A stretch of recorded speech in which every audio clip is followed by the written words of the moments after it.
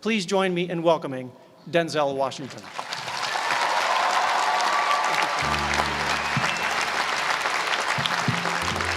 Thank you. Thank you very much. I am obviously the most unorganized. Everybody else has nice boxes to bring their script up in. I just kind of got it all messed up here and put it inside of a magazine. So in fact, I don't even have it in the right order. Wait a minute, let me get it in the right order here.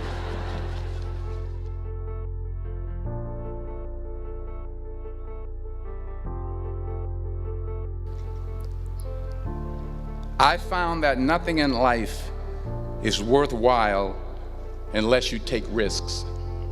Nothing.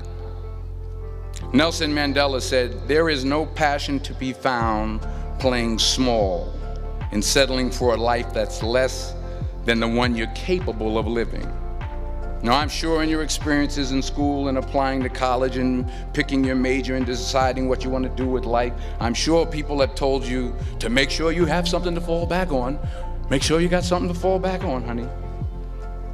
But I never understood that concept, having something to fall back on. If I'm going to fall, I don't want to fall back on anything except my faith. I want to fall forward. I figure at least this way I'll see what I'm going to hit. Fall forward. This is what I mean. Reggie Jackson struck out 2,600 times in his career, the most in the history of baseball. But you don't hear about the strikeouts. People remember the home runs. Fall forward. Thomas Edison conducted 1,000 failed experiments. Did you know that? I didn't know that. Because the 1,001st was the light bulb. Fall forward.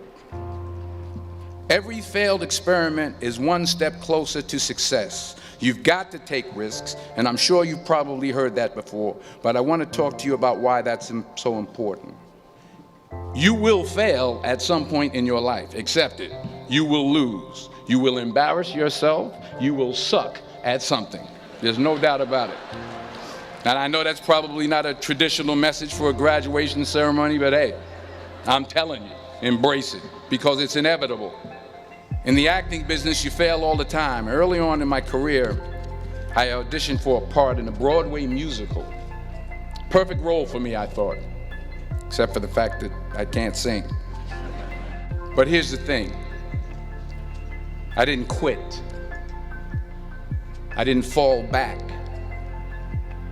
I walked out of there to prepare for the next audition, and the next audition, and the next audition. There's an old saying, you hang around the barbershop long enough, sooner or later you're gonna get a haircut. Last year, I did a play called Fences on Broadway. It was at the Court Theater. It was at the same theater that I failed that first audition 30 years prior.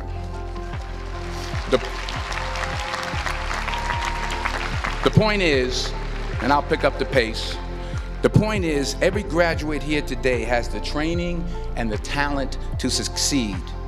But do you have the guts to fail? Here's my second point about failure. If you don't fail, you're not even trying. Imagine you're on your deathbed, and standing around your deathbed are the ghosts representing your unfulfilled potential. The ghost of the ideas you never acted on. The ghost of the talents you didn't use. And they're standing around your bed, angry, disappointed, and upset. They say, we came to you because you could have brought us to life, they say. And now we have to go to the grave together. So I ask you today, how many ghosts are going to be around your bed when your time comes?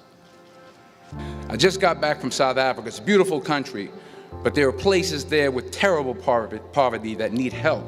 And Africa is just the tip of the iceberg. The Middle East needs your help. Japan needs your help.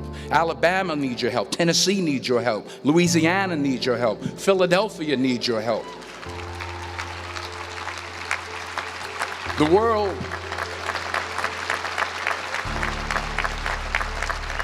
The The world needs a lot, and we need it from you.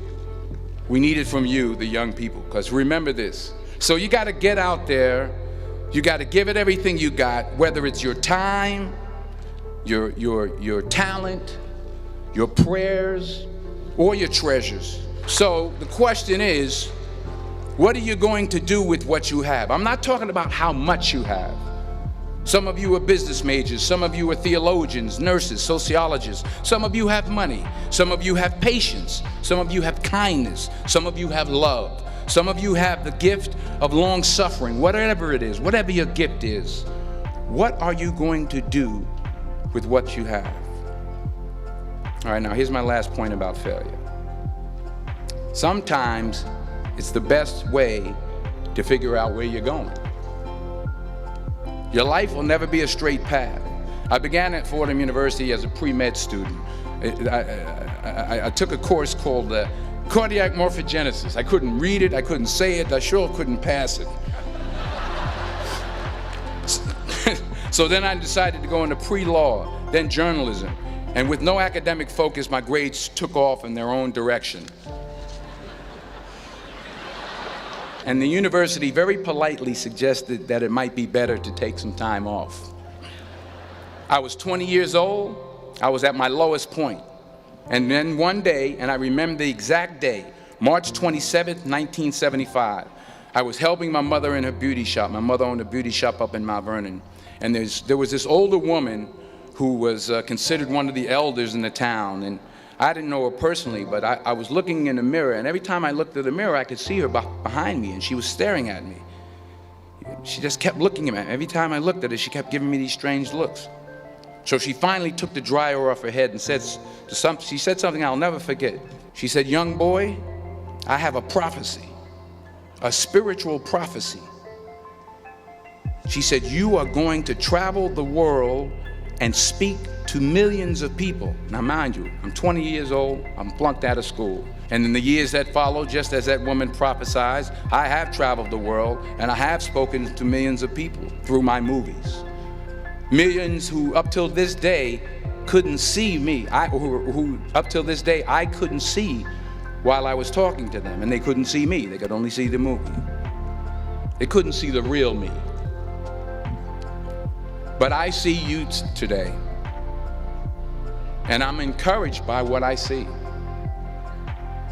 And I'm strengthened by what I see. And I love what I see.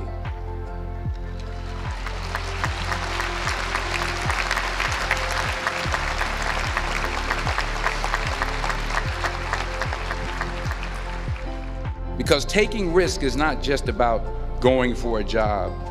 It's also about knowing what you know and what you don't know. It's about being open to people and to ideas. To not only take risks, but to be open to life, to accept new views, and to be open to new opinions, even though you're scared stiff. While it may be frightening, it will also be rewarding. Because the chances you take, the people you meet, the people you love, the faith that you have, that's what's going to define you. My wife told me this great expression: to get something you never had, you have to do something you never did. Never be discouraged. Never hold back. Give everything you got. And when you fall throughout life, remember this: fall forward. Congratulations. I love you. God bless you. I respect you.